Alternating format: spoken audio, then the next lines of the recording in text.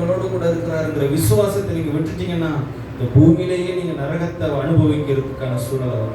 தேவனின் கூட இருக்கிறாருங்கிற நம்பிக்கை விசுவாசின்னா ஒரு கிறிஸ்தவனுக்கு தைரியத்தை கொடுக்கும், ஆறுதலை கொடுக்கும். ஹல்லேலூயா சொல்லுங்க. பேசுறது புரியுதா? அல்லேலூயா. தேவனின் கூட இருக்கிறார் என்ற விசுவாசத்தை என்றைக்கு ஒரு கிறிஸ்தவன் இழக்கிறானோ அவன் நாத்திகன் ஆகிறான். அவன் நரக வாழ்க்கையை இம்மையிலேயே ஆரம்பித்து விடுகிறான். கூட தேவன் இருக்கிறாரா? உங்க கூட தேவன் இருக்கிறாருன்னு சொல்றவங்க மட்டும் ஒரு அலையில சொல்லுங்க. போராட்டத்துல அவர் கூட இருக்கிறாருங்கிறத விசுவாசம்.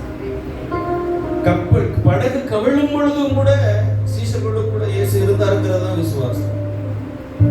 சோர்ந்து போகாதீங்க, தளர்ந்து போகாதீங்க, அவிசுவாசத்துக்கு இடம் கொடுக்காதீங்க, தனிமையா இருக்கிறன்னு ஃபீல் பண்ணாதீங்க.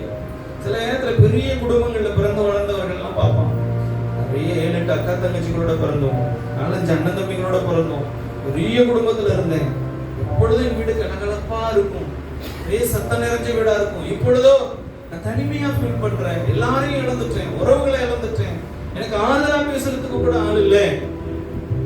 தேவஜனமே, கர்த்தருடைய வார்த்தை சொல்கிறது, நான் உங்களை திக்கற்றவர்களாக அவரோடு பேசுங்க. உங்க இருதயத்தின் பாரத்தை அவரோடு கூட ஷேர் பண்ணுங்க. அதெல்லாம் ஒரு சின்ன டெக்னிக், சின்ன ஃபார்முலா தான். உங்க இருதயம் கலங்காமலும் இருப்பதாக, உங்கள் இருதயம் கலங்காமல் இருப்பதாக. ஓகே. 4வது, தீமைகளையும் நன்மையாக மாற்றுகிற தேவ அன்பு. தீமைகளையும் நன்மையாக மாற்றுகிற தேவ அன்பு.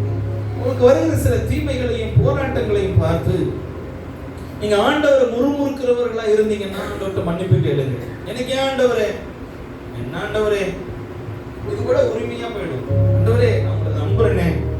அவரோடு கூட வழக்காடுறது தப்புதான், இருந்தாலும் கூட அதை ஒரு விதத்தில் அக்செப்ட் பண்ணிக்கலாம். பைபிள்ல சில மனிதர்கள் அப்படி போராடி இருக்காங்க. யார் கூட? போராட்டத்தின் நேரத்தில் யாரோடு பேசுறது? தேவனுடைய, ஏன் ஆண்டவரே எனக்கு இதை அனுமதிக்கிறேன், என்னால முடியலப்பா, நான் உங்களை தானே